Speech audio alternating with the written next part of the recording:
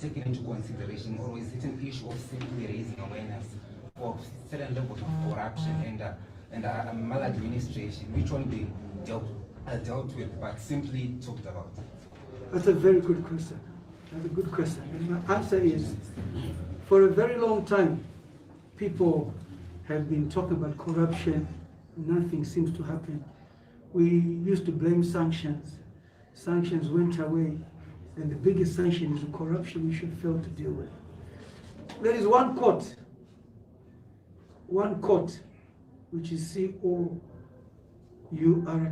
that's the court I'm talking about, which does not forget. The court which will judge you harshly.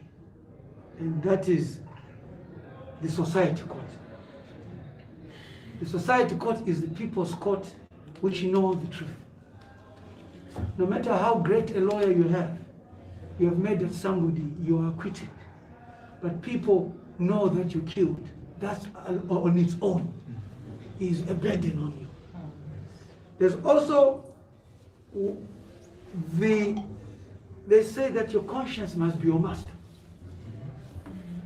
And we cannot be tired because no action is being taken. But whatever we're doing here is being recorded. You see all these videos, you see everything. One day someone will be in power amongst us here who's listening, who will say, but I went to this, where are these people? So apana Mliswa, you know what? So that's why we keep bringing them up. It's like history. One day these will be in the archives, but they certainly will be attended to. That's what inspires me. That's what keeps me going, and ultimately knowing that the God that we have is a true God.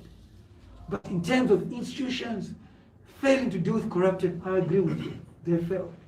And because of that, that's why they are rendered useless in this whole thing. From the First Republic to the Second Republic, it seems we have gone into a second gear of corruption. You know, if you see more institutions being put together without dealing with corruption, it talks about the failure to deal with it. If you see yourself going to more than 3 doctors, then it means there's a problem. May the first doctor that you go to attend to your disease and your problem, and you're okay. We're not a specialist too.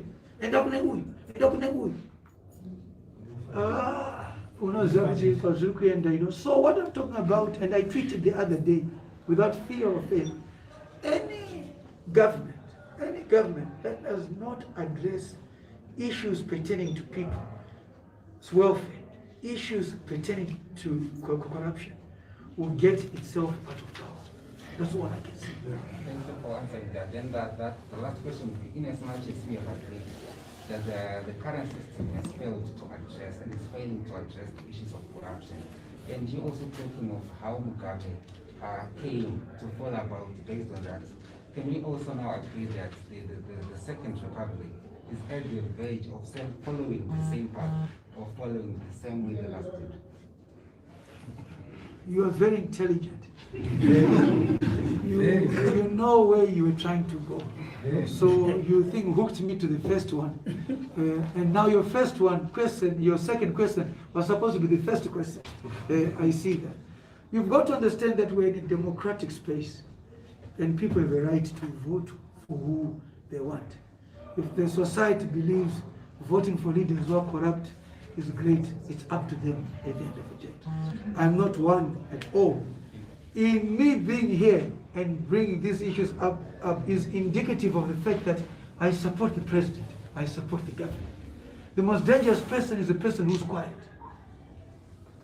But in me bringing these issues up, it is my hope that something will be done to address these issues. And believe you me, if something can be done to bring this issue to an end, whoever would have done it is guaranteed 30,000 votes. But whoever does not do it, it's minus 30. I think we're done with questions, unless there's any burning one. I didn't get a lady journalist who asked me. It will not be proper. Do we have? Okay, I thank you, and just take shots of all this. If you want my first statement, it's there.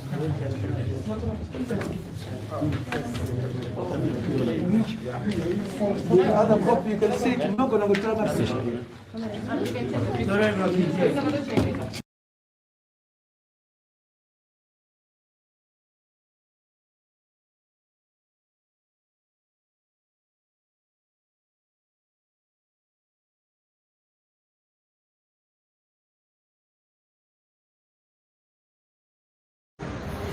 Magari griwe al pasaka cham. Cham sa ku. Om buzar ko mai griwe pasai cham.